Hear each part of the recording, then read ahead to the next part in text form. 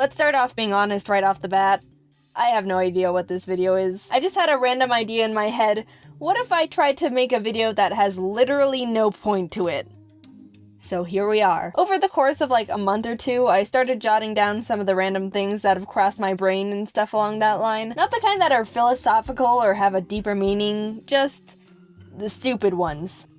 This video might change the way you view me as a person. Whatever, I don't care. Let's get started. I was going through my phone contacts the other week and I was like, you know what? I want to get rid of the people I don't really need to have in here. Some contact spring cleaning. So I started deleting people I've never talked to, and the further in I got, the more I was thinking, who are these people? Where'd they even come from? Jacob Acorn? I've never met a Jacob Acorn before, the frick? And then there'd be people where I only added their first name.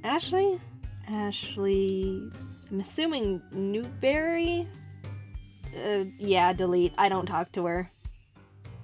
Ooh, wait, wrong Ashley. Well, I accidentally just permanently erased some other Ashley from my life. Also, that whole process made me realize I have way less friends than I thought I did. Like, I didn't have too many to begin with, but I deleted a lot more people than I thought I would, and my contact list is far smaller than it was before. What if dogs were the humans of the earth? Like, instead of a human society, it was dogs. What would they create? Would they build a government? What would their education system be? Would they create dog hobbies and dog sports? I'm not talking about the typical throwing frisbees and tennis balls. Maybe they'd create a game where they wear face harnesses with a scoop that can hold a ball, and they have to toss the ball into a hole on opposite sides of the court, each hole providing a different amount of points depending on its difficulty. Kind of like soccer or football combined with basketball. And there's teams, so they need to strategize and work together to win against the other dogs. Would they create art and music and invent things? Do they have passions that we couldn't think of? Like, if humans were just a wild animal, it would be much harder for us to realize that, say, playing a saxophone was your passion, because, wild animals can't invent saxophones, silly. So you'd never discover that side of yourself. But what if dogs could discover their passions and creative sides like humans? I'd want to go to a dog art museum and see what kind of art they'd make. Aren't you curious? If dogs had the intelligence and creativity of humans, what would they do with it? Could they run Earth better than we are? In a weird way, I'd kinda hope so. In horror movies, why is it always the piano that's the haunted, pretentious, scary instrument? I've seen the scenarios where pianos play themselves, the keys are smashed down to make a really ugly sound, maybe the occasional lid will slam down and kill someone. Is it because people see them as elegant yet ominous at the same time, setting up a good atmosphere? I want to watch a horror movie where instead of walking into a big empty room with a haunted grand piano in the center, a character walks into a big empty room and sees a ghost playing.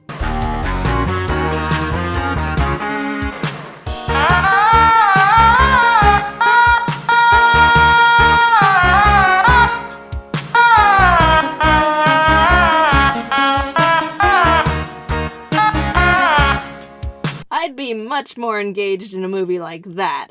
Just saying. Why does nobody talk about half-popped popcorn kernels? They're just as good as the full-popped ones. After you've consumed 97% of your popcorn, you get to the kernels at the bottom, and instead of throwing them all away, you should crunch on the ones that are semi-popped.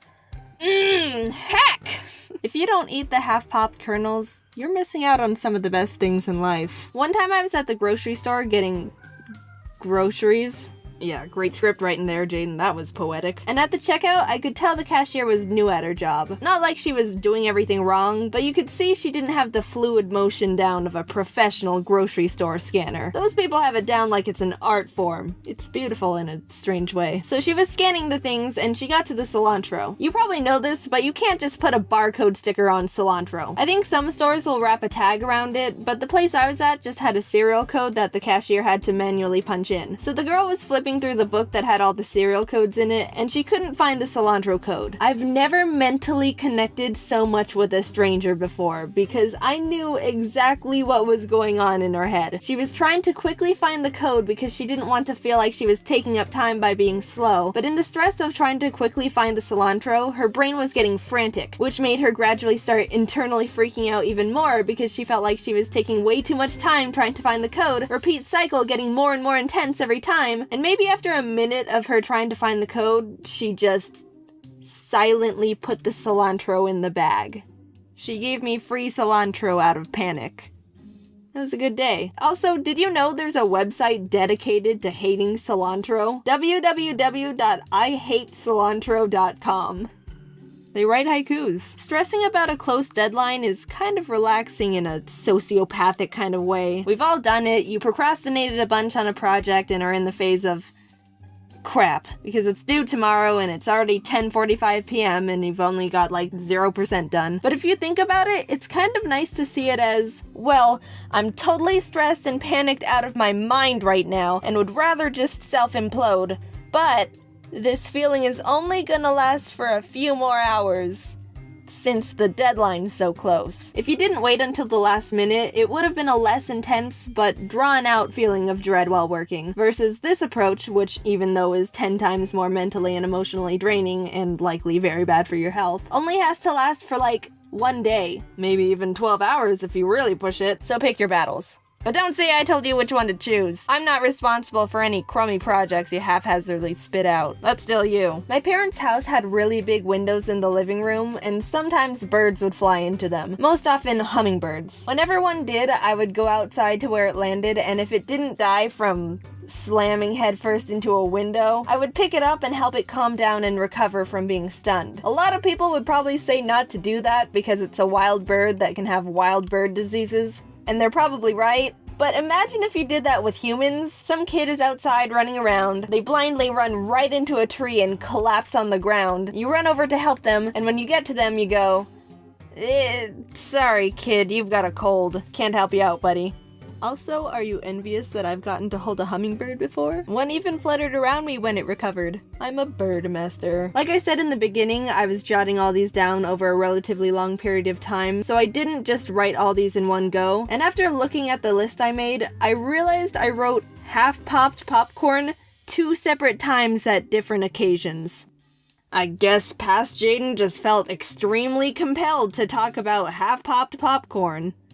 It is really good, though. Why do kids on the internet feel the need to tell their age so frequently? You see it all the time. I'm 13. I'm 6. I'm 2. Is there a reason they do it? Do they think it's vital information they need to convey? Whenever I see a comment that starts with, I'm 9, and my brain kinda automatically writes off whatever they're about to complain about, I'm not saying people these ages don't say anything valuable to me. I really enjoy seeing, I'm 6 and really liked your video, because then it feels like that message was written with full child pureness. You know the kind. They're still innocent beings that haven't experienced the cruelness of reality yet, but any other time, it's just a detail that adds nothing else to their statement. One time I got an email that said, I love your vids, I'm 7. So I responded with, thanks.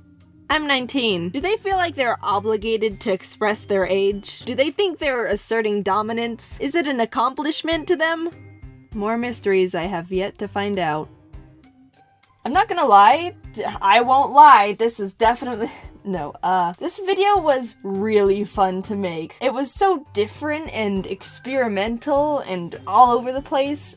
I don't know, I just had so much fun making it. I was thinking about doing a video like this for a while, just like little random topics that aren't enough to make an entire video about on their own. I haven't seen anyone else do this kind of thing before either. I could be wrong. Maybe there's like hundreds of people who already made videos like this before and I'm not being creative at all. If so, then okay, whatever. Again, it was pretty experimental and just, I don't know, I kind of like the chaos and unpredictability of it. If you liked this format, I'd totally be down to make another one sometime. But if you're like, wow, Jaiden, this was the suckiest video that ever sucked, then I probably won't make another. That wouldn't be a smart move on my part. Well, I had fun. And that's all that matters. Also, see you at VidCon.